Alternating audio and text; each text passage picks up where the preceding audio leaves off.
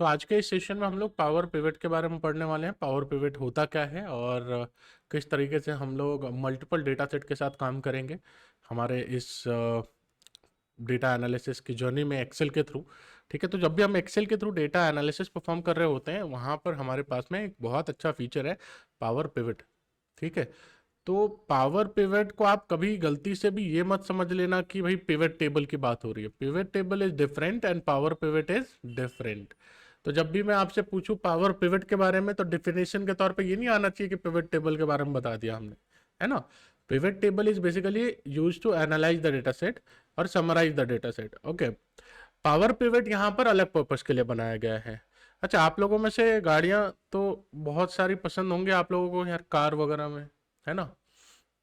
तो उसके एग्जाम्पल के साथ समझेंगे। अब जब भी हम कार डेवलप करते होंगे या मैन्युफैक्चर करते होंगे, कार कंपनी जब बनाती होंगी किसी गाड़ियों को, तो एक प्लेटफॉर्म यूज करती हैं, है ना।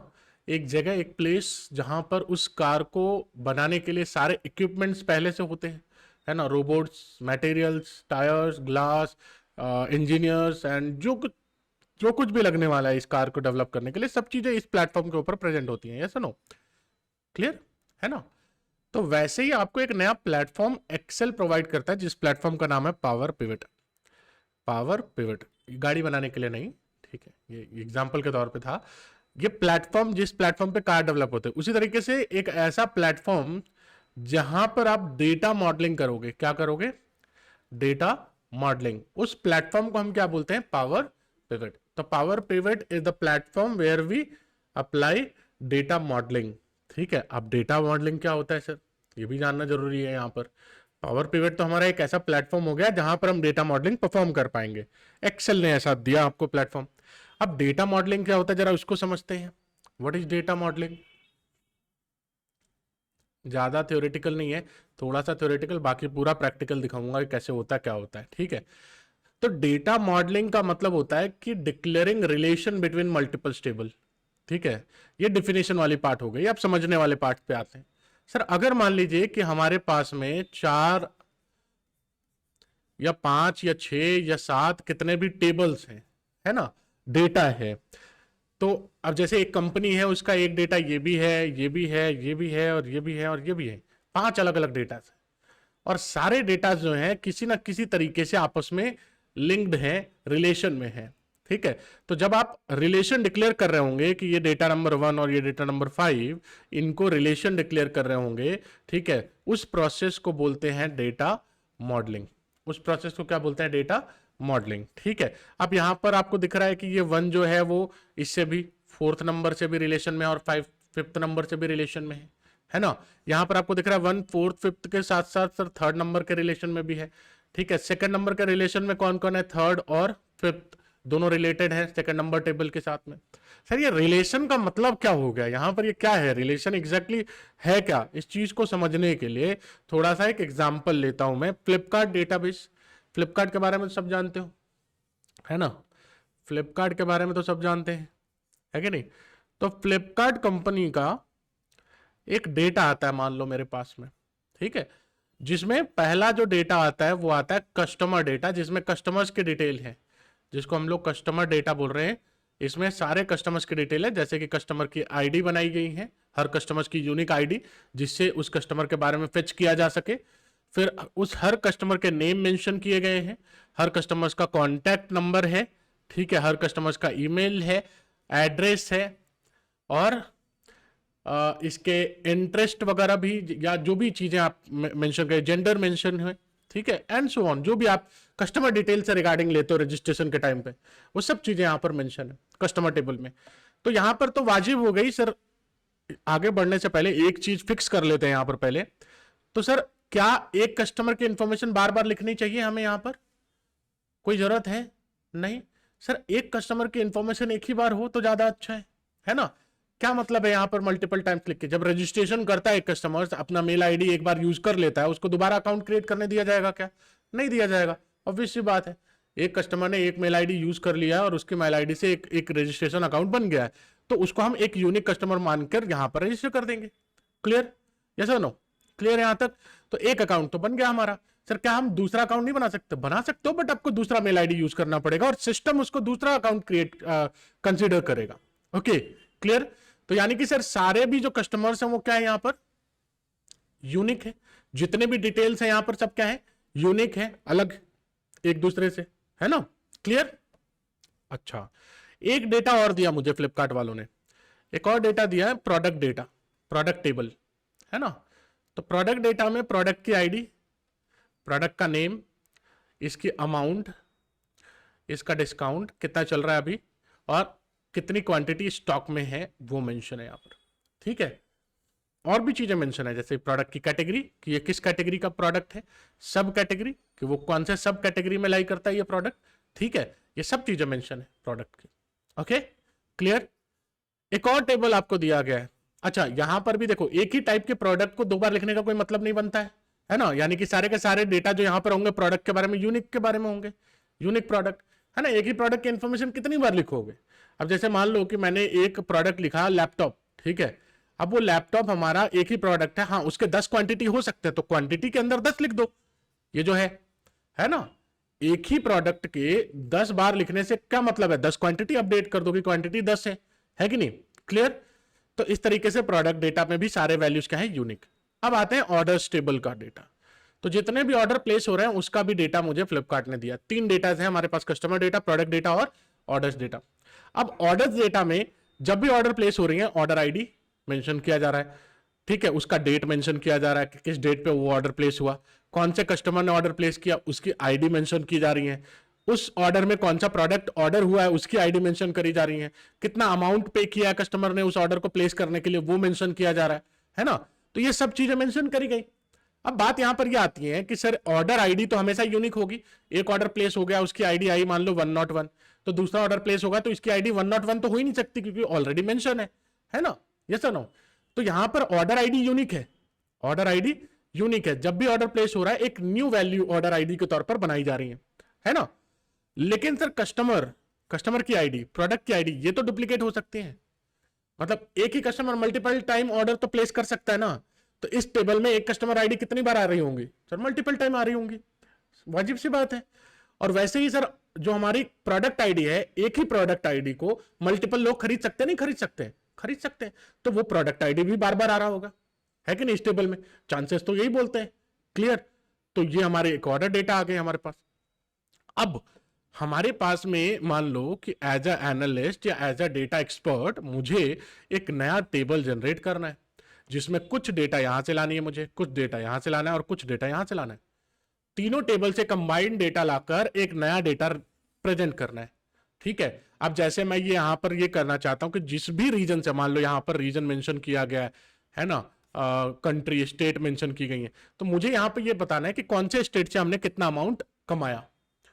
तो सर स्टेट तो पता चलेगा कस्टमर आईडी से, क्योंकि कस्टमर आईडी से ही हम निकाल सकते हैं, वहां पर स्टेट लिखा हुआ है कस्टमर टेबल में कि वो कस्टमर आईडी कौन से स्टेट के लिए असाइन की गई है, यस और नो, है ना। तो जब अगर मुझे ये चीज एनालाइज करना है कि किस स्टेट में कितना रेवेन्यू है, तो वो चीज तो मुझे सर स्टेट की वैल्यू कस्टमर टेबल में मिलेगी और अमाउंट मिलेगा मुझे ऑर्डर टेबल में, है कि नहीं। क्लियर। Yes no. तो अगर हम मुझे मल्टीपल डेटास को यूज करके कंबाइन करके कुछ नया जनरेट करना है, वैसे केस में हमें डेटा मॉडलिंग करनी पड़ती है सो दैट हम आसानी से इस डेटा को भी और इस डेटा को भी मर्ज करके कुछ नया फाइंड आउट कर पाए, है ना। उसके लिए हम लोग क्या करते हैं कि हम लोग ये कस्टमर टेबल और ऑर्डर्स टेबल, अगर इनमें से कुछ चीजें फाइंड आउट करके एक नया टेबल बनाना चाहते हैं तो पहले कस्टमर आईडी यहां पर भी है, कस्टमर आईडी यहां पर भी, इन दोनों को मैच करा देंगे और इससे हमारा एक रिलेशन डिक्लेयर होगा। ठीक है। और रिलेशन डिक्लेयर होने के बाद हम इनमें से भी कोई चीज उठा सकते हैं और इसमें से भी कोई भी चीज उठा सकते हैं और एक नया रिजल्ट जनरेट कर सकते हैं। ठीक है। तो जब हम रिलेशन डिक्लेयर करते हैं उसी को बोलते हैं डेटा मॉडलिंग करना। ठीक है, उसी को क्या बोलते हैं हम लोग, डेटा मॉडलिंग करना। तो data modelling is nothing but declaring a relation between multiple table on the basis of same column name और सेम कॉलम टाइप। ठीक है। तो हमारा यहां पर भी कस्टमर टाइप है, सॉरी कस्टमर आईडी कॉलम है और यहां पर भी कस्टमर आईडी कॉलम है, दोनों सेम कॉलम थे, इसलिए हमने इन दोनों को मर्ज किया और एक रिलेशन डिक्लेयर किया। ठीक है। तो जब भी आप डेटा मॉडलिंग परफॉर्म करोगे तो आप जब रिलेशन डिक्लेयर कर रहे होंगे, यानी कि डेटा मॉडलिंग परफॉर्म कर रहे होंगे, वहां पर आपके रिलेशन कितने टाइप के हो सकते हैं। तो जब भी आप रिलेशनशिप बनाओगे दो टेबल के बीच में कॉमन कॉलम के बेसिस पे, दो टेबल के बीच में जब आप रिलेशनशिप बना रहे होंगे तो आपके रिलेशनशिप चार टाइप के हो सकते हैं। Number one, one to one. Number two, one to many. Number three, many to one. और number four, many to many. अब इसका मतलब क्या है सर? देखिए, रिलेशन हमेशा दो टेबल के बीच में डिक्लेयर होता है ना? तो जब भी दो टेबल है हमारे पास, एक टेबल का कॉमन कॉलम दूसरे टेबल के कॉमन कॉलम से हम लोग मैच कराएंगे, तो मैच कराने पे हमारा एक रिलेशन बना। लेकिन इस रिलेशन का टाइप क्या है? इन चारों में से कौन से टाइप का रिलेशन है? ये वन टू वन है, या वन टू मेनी है, या मेनी टू वन है, या मेनी टू मेनी है? ये डिपेंड करता है कि इस कॉमन कॉलम में जो वैल्यूज है वो एक बार आई है या मल्टीपल टाइम आई है। तो पहले मैं लेफ्ट टेबल की बात कर रहा हूं। तो सर यहां पर जब मैं कस्टमर टेबल और ऑर्डर्स टेबल के बीच में रिलेशन डिक्लेयर कर रहा था, तो कस्टमर टेबल में कस्टमर आईडी एक बार आई थी, यूनिक वैल्यू थी, है ना? कस्टमर टेबल में कस्टमर आईडी एक ही बार आएगी, यूनिक टेबल। जब भी कस्टमर रजिस्टर करेगा उसकी एक यूनिक आईडी नंबर होगी। लेकिन सर वही कस्टमर यहां पर तो मल्टीपल टाइम आएगा ऑर्डर प्लेस करते समय। अब मेरा आईडी मान लो 101 है, मैं एक बार रजिस्टर हुआ इस टेबल में, लेकिन जब मैं ऑर्डर प्लेस करूंगा, 10 ऑर्डर प्लेस करूंगा, तो मेरी कस्टमर आईडी 10 बार आएगी 101 इस टेबल में। Yes sir no? तो यानी कि सर जब मैं इधर से इधर जाऊंगा तो वन टू मेनी का रिलेशन बना। इधर एक बार वैल्यू मिल रही है, यहां पर बहुत बार वैल्यू मिल रही है, वही है ना? तो ऐसे में आप डिसाइड करोगे वन टू मेनी और many to one, depend on the duplicate and unique values. तो अगर एक टेबल जैसे ये ऑर्डर्स है और ये कस्टमर टेबल है, तो कस्टमर टेबल के तरफ से जब रिलेशन डिक्लेयर करोगे ऑर्डर्स टेबल की तरफ, तो यहां पर आप क्या कर रहे हो? यहां पर वन है और यहां पर एक ही वैल्यू मल्टीपल टाइम मिल रही है on the basis of customer ID हम बात कर रहे हैं। तो ये कौन सा रिलेशन हो गया? One to many. और वो भी डायरेक्शन बहुत मैटर करता है। जब हम रिलेशन डिक्लेयर कर रहे हैं तो डायरेक्शन बहुत इंपॉर्टेंट चीज है। हम ये बता रहे हैं कि ये डायरेक्शन, इस डेटा का फिल्टर इस डेटा के ऊपर लगेगा। कल को होके जब मैं स्टेट वैल्यू यूज करूंगा और उसके बेसिस पे अमाउंट को फेच करूंगा, तो जो फिल्टर लगेगा वो इस डेटा के बेसिस पे यहां पर लगेगा। ये डायरेक्शन हम बताते हैं, ठीक है? क्लियर? और अगर ये बाई डायरेक्शनल हुआ रिलेशन, वन टू मेनी और मेनी टू वन, है ना? बाई डायरेक्शनल तो होता नहीं है ऐसे में, आपको मेनी टू मेनी या वन टू वन चाहिए बाई डायरेक्शनल के लिए। तो इधर तो अभी अगर मान लो बाई डायरेक्शनल हुआ तो इधर का फिल्टर इधर भी लगा सकते हो, इधर का फिल्टर इधर भी लगा सकते हो, ठीक है? तो जो फिल्टर पे ये डेटा मिल रहा था वो फिल्टर पे ये भी मिलेगा, है ना? ये हम प्रैक्टिकली देखेंगे, डोंट वरी, ठीक है? टेंशन मत लो। तो रिलेशन के टाइप समझ में आ गए, है ना? अब चलिए ओपन करते हैं हम लोग एक्सेल, और डेटा एक दूंगा आज, ठीक है? उसकी प्रैक्टिस कर लेना अच्छे से। तो आज बेसिक्स पढ़ा रहा हूं पावर पिवट का। अब सबसे पहले सर ये मेरा एक्सेल है और यहां पर पावर पिवट कहां पे मिलेगा? तो यहां मिलेगा। अब बोलोगे सर ये तो आपके एक्सेल में मिल रहा है, मेरे एक्सेल में दिख नहीं रहा पावर पिवट। तो क्या करो, फाइल में जाओ, ऑप्शंस में जाओ, ऑप्शंस में जाने के बाद में यहां पर आप कस्टमाइज रिबन में चले जाना। यहां पर देखना पावर पिवट को इनेबल कर देना। अगर यहां पे भी नहीं मिल रहा तो एडिंस में चले जाना। एडिंस में जाने के बाद यहां मैनेज में कॉम एडिंस में जाकर गो कर देना। तो यहां आपको दिखेगा पावर पिवट फॉर एक्सेल, है ना? इसको इनेबल करके ओके करना। फिर से फाइल में जाना, फिर से ऑप्शंस में जाना, और फिर कस्टमाइज रिबन में जाना। यहां पर पावर पिवट दिखेगा, उसके बाद इनेबल कर देना और ओके कर देना। तब जाके आपको पावर पिवट यहां पे मिलेगा। अब पावर पिवट मतलब कि हम मॉडल डेटा मॉडलिंग कर सकते हैं, है ना? क्लियर? तो अब यहां पर सबसे पहले डेटा मॉडलिंग परफॉर्म कैसे किया जाए एक्सेल में, यहां से सेशन स्टार्ट होती हैं, एक्चुअल सेशन। अभी तक तो हमने थ्योरेटिकल देखा, अब प्रैक्टिकल सेशन स्टार्ट हो सकती हैं। देखिए थोड़ा ध्यान दीजिएगा, यहां पर जब भी हम डेटा को एक्सट्रैक्ट करते हैं, बाहर से डेटा लाते हैं हमारे एक्सेल के अंदर, तो मेक श्योर कि हम उसको कहां पर ऐड करें, हमारे पावर पिवट प्लेटफॉर्म पे वो डेटा होना चाहिए, ताकि हम वहां पर डेटा मॉडलिंग कर पाए, है ना? उसके लिए हमें डेटा को मॉडल में ऐड करना आना चाहिए। मतलब हमारा जो डेटा है, नॉर्मल डेटा, उसको मॉडल की तरह कैसे ट्रीट कराया जाए, उसके लिए क्या करना होगा वो देखते हैं एक्सेल में। तो देखिए जरा, तो जब हम डेटा स्टैक करते थे, अब थोड़ा सा डिफरेंट होगा प्रोसेस। तो यहां पर देख लो, तो डेटा टैब में गए, गेट डेटा पे गए, फ्रॉम फाइल और फ्रॉम सीएसवी। मैं अभी सीएसवी फाइल पे काम कर रहा हूं, तो मैंने सीएसवी पे टैप किया और मैं एक डेटा सेट के अंदर जाऊंगा। फिलहाल के लिए मैं आपको एक नया डेटा सेट के अंदर लेके चलता हूं। तो आपको तो यहाँ पर आपको सेल्स परफॉर्मेंस डैशबोर्ड के अंदर, या फिर सेल्स फोरकास्टिंग के अंदर लेके चलें। हाँ ठीक है, बराबर। तो एक एक करके सारे डेटा हम लोग क्या करेंगे, लोड करेंगे। तो पहले कस्टमर डेटा है हमारे पास में, एक ही कंपनी के देखो 4 डेटा है हमारे पास, तभी तो हम डेटा मॉडलिंग करेंगे ना। एक डेटा रहेगा उसमें डेटा मॉडलिंग की नीड ही क्या है हमारे पास। सर कंबाइंड रिजल्ट निकालने की जरूरत तब आती है जब हमारे पास में एक ही कंपनी के मल्टीपल डेटाज आए और कंबाइंड रिजल्ट हम निकाल पाए। ऐसे में देखो हमारे पास में सिंपल सा एक तरीका है, जैसे आप इंपोर्ट करोगे तो यहां पर अब आपको एक दूसरा ऑप्शन समझाता हूं कि कैसे इंपोर्ट करना है। ये हमारा कस्टमर डेटा है जहां पे कस्टमर की इंफॉर्मेशन है, customer ID, customer name, gender, age, location और लॉयल्टी पॉइंट्स दिया हुआ है। यहां डायरेक्ट लोड नहीं करके थोड़ा सा ना ये ड्रॉप डाउन पे टैप करना, लोड टू के ऑप्शन पे चले जाना। ठीक है, जब आप लोड टू के ऑप्शन पे जाएंगे तो ये बताएगा कि आप अपने डेटा को देखना चाहते हैं क्या टेबल के फॉर्म में हमारे वर्कशीट के अंदर। ठीक है, तो आप अगर देखना चाहते हो तो यहां पे एनेबल रखना। अगर नहीं देखना चाहते हो, सिर्फ कनेक्शंस क्रिएट करना चाहते हो कि बस वो कनेक्शन क्रिएट हो जाए, मुझे डेटा देखने की कोई जरूरत नहीं है, तो आप इस पे भी टैप कर सकते हो। ठीक है, क्लियर। बट सर मैं यहां पर टेबल देखना चाहता हूं और साथ ही साथ उस टेबल को मैं डेटा मॉडल में भी ऐड करना चाहता हूं। ठीक है, या फिर मैं नहीं भी देखना चाहता हूं तो मैं यहां पर लिखूंगा ओनली क्रिएट कनेक्शन, मुझे कोई जरूरत नहीं है उस टेबल की। ठीक है, मैं यहां पर कुछ नहीं करना चाहता। ठीक है, मैं सब चीजें पावर क्वेरी एडिटर से और पावर पिवट प्लेटफॉर्म से मैनेज करूंगा, मुझे यहां पर मैनुअली मैनेज करने की कोई जरूरत नहीं है। ठीक है, तो अब हम क्या करेंगे, सिर्फ ओनली क्रिएट कनेक्शन किया और add this to data model कर दिया। मतलब जो डेटा हम एक्सट्रैक्ट कर रहे हैं उसको डेटा मॉडल के फॉर्म में ऐड कर दो, है ना, और ओके कर दो। अब इसमें होगा क्या कि आपका डेटा तो मॉडल में चला जाएगा बट यहां नहीं आएगा। जो पहले यहां आ जाता था ना डेटा, अब वो यहां नहीं आएगा, मॉडल में चला गया। अगेन नेक्स्ट डेटा भी हम लोग इसी तरीके से गेट करेंगे from file, from text CSV और प्रोडक्ट डेटा इंपोर्ट। अगेन हम लोग वही करेंगे, only create connections, load to पे जाके only create connections and add this to data model. Okay, again product data भी डेटा मॉडल में ऐड होगा। इसके बाद अगेन फिर से हम लोग डेटा में गए, from text CSV and sales data को इंपोर्ट किया और यहां पर भी हम लोग लोड टू के ऑप्शन को टैप करेंगे और only create connections add this to data model. Okay, done, clear, yes और नो। अगेन लास्ट डेटा बच गया,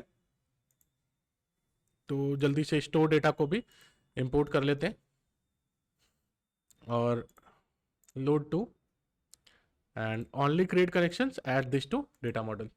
चारों सेम प्रोसेस से डेटा मॉडल में हमने पहुंचा दिया। डेटा यहां दिख नहीं रहा है, लोड देखो बिना मतलब का लोड यहां पर नहीं है। डेटा कहां है, कैसे एक्सेस करना है, किसी को पता नहीं। ठीक है, क्लियर, यस नो। अगर मैं इसको हटा दूं अभी तो मुझे क्या डेटा मिला है नहीं मिला ये पता है क्या आपको, यहां पर नहीं। सर बिना पावर पिवट ऑप्शन के आप मैनेज पे नहीं क्लिक करोगे जब तक आपको डेटा मैनेज करने का ऑप्शन मिलेगा ही नहीं और डेटा व्यू होगा ही नहीं। देखो यहां पे सारे डेटा दिख रहे हैं। ये कौन सा प्लेटफॉर्म है, पावर पिवट फॉर एक्सेल, दिख रहा है ना। यही सेशन स्टार्ट किया ना हमने। तो सर एक्सेल में और कितने ऐसे छुपे छुपे टूल्स हैं, बहुत सारे हैं एक्चुअली, बहुत सारे। पावर क्वेरी भी मिलेगा आपको, पावर पिवट भी मिलेगा आपको, डेटा मॉडलिंग के लिए भी मिलेगा, डैक्स अप्लाई कर, सब चीजें हैं इसके अंदर। और यही चीजों को थोड़ा सा बेटर वे में प्रेजेंट किया गया पावर बीआई के अंदर। तो अगर आप इसके ऊपर अच्छे से पढ़ते हो तो पावर बीआई ऑटोमेटिकली आपका कंप्लीट हो रहा है ऑटोमेटिकली। जब आप पावर बीआई में जाओगे तो वहां पे भी डेटा मॉडलिंग है, ऐसे ही करते हैं डेटा मॉडलिंग जैसे यहाँ पे करेंगे, है ना। डन है, फिर से एक बार मैं इसको क्लोज करता हूं। यहां पर फिर से सर डेटा टैब में जाते हैं, एक सेकंड। तो डेटा टैब में जाएंगे, इसको थोड़ा पिन कर लेते हैं एंड क्वेरीज एंड कनेक्शंस को ओपन करते हैं। अगर मुझे कुछ क्लीनिंग वगैरह परफॉर्म करना है कस्टमर पे तो यहां पर जाकर एडिट पे टैप करूंगा तो पावर क्वेरी एडिटर ओपन होगा, एक और टूल क्लीनिंग के लिए। ठीक है, डन। यहां पर जो भी क्लीनिंग अप्लाई करना है, क्लीनिंग अप्लाई करने के बाद क्लोज एंड लोड कर देंगे, दैट्स इट। हमारा क्लीनिंग होने के बाद डेटा यहां पर आ जाएगा। ओके, डन है। और मॉडल मैनेज करना है तो यहां पे डेटा टैब में डायरेक्ट यहां पे भी ऑप्शन है डेटा मॉडल का, या फिर पिवट, पावर पिवट में जाकर आप यहां पर मैनेज डेटा मॉडल पे जा सकते हो। ठीक है, अब मैं इसको डेटा व्यू से डायग्राम व्यू पे स्विच करता हूं। तो ये मेरे 4 डेटा सेट और चारों के डायग्राम्स मुझे दिख रहे हैं यहां पर, क्लियर। इनको उठाकर मैं थोड़ा सा ऐसे करता हूं अरेंज। ठीक है, थोड़ा अरेंज कर रहे हैं और कुछ नहीं। तो अब मेरे पास 4 डेटा हैं अलग अलग एक ही कंपनी के। जिसमें कस्टमर की इंफॉर्मेशन, कस्टमर आईडी वगैरह सब यहाँ पे मेंशन है, जो भी सेल्स हुआ है उसकी आईडी मेंशन है, प्रोडक्ट जो भी है उसकी आईडी, और जिस भी स्टोर से बिक रहा है वो उसकी आईडी है ना। तो अब बात करते हैं सर, ये जो सेल्स डेटा है अगर इसका रिलेशन मुझे कस्टमर डेटा के साथ निकालना है, ठीक है, तो मैं कैसे बनाऊंगा? कस्टमर आईडी कॉलम यहां से उठाया और यहां के कस्टमर आईडी कॉलम से मिला दिया। अब ये बोल रहा है the relationship can not be created because each column contain duplicate values. तो डुप्लीकेट वैल्यूज नहीं होनी चाहिए। मेक श्योर कि कस्टमर डेटा के अंदर एक ही कस्टमर की इंफॉर्मेशन बार बार नहीं होनी चाहिए, है ना। अब क्योंकि एक डमी डेटा है तो यहाँ पे थोड़ा सा प्रॉब्लम है, इसको हम लोग ठीक करते हैं। कस्टमर डेटा में आते हैं, एडिट में जाते हैं और पावर क्वेरी एडिटर के अंदर थोड़ा सा एक छोटा सा काम करेंगे। यहां पर कस्टमर आईडी कॉलम में जितने भी डुप्लीकेट वैल्यूज होंगे रिमूव कर देंगे। अब बताओ ना, एक कस्टमर की आईडी मैंने दे दिया 101 और वही चीज दोबारा मिले तो ये तो गलत है ना सर, है ना। एक ही कस्टमर, जब आपने एक रोल नंबर पे दो बच्चे नहीं पढ़ा सकते ना, सिंपल सी बात है। एक स्कूल के अंदर अगर एक ही रोल नंबर के दो बच्चे हों तो एग्जाम में तो लड़ जाएंगे कि ये तो मेरा मेरा पेपर है ना, यस और नो। तो इस तरीके से हम लोग यहां पर राइट क्लिक करके डुप्लीकेट को रिमूव करेंगे, रिमूव डुप्लीकेट। जैसी डुप्लीकेट रिमूव हो जाए क्लोज एंड लोड कर देना, ठीक है। तो अब मैंने इस कस्टमर डेटा को थोड़ा क्लीन कर दिया। क्लीन करने के बाद अब मेरे पास में 3794 3794 कस्टमर्स के डेटा बचे हैं। पहले 5000 था, यानी कि डुप्लीकेट वैल्यूज लिखी हुई थी, है ना। इसीलिए बोला जाता है कि किसी भी प्रोसेस को अप्लाई करने से पहले क्लीनिंग करना जरूरी है ना। क्लियर? सॉरी। चलिए, तो अब हम लोग पावर पिवट प्लेटफॉर्म पे जाते हैं दोबारा से, और दोबारा से मैं यहां पर इसको बनाने की कोशिश करता हूं और सर बन गया। तो यहां पर कस्टमर की आईडी एक ही बार है और यहां पर क्योंकि वो मल्टीपल टाइम ऑर्डर प्लेस कर रहा है तो वो स्टार से मेनी टाइम लिखा हुआ है। क्लियर?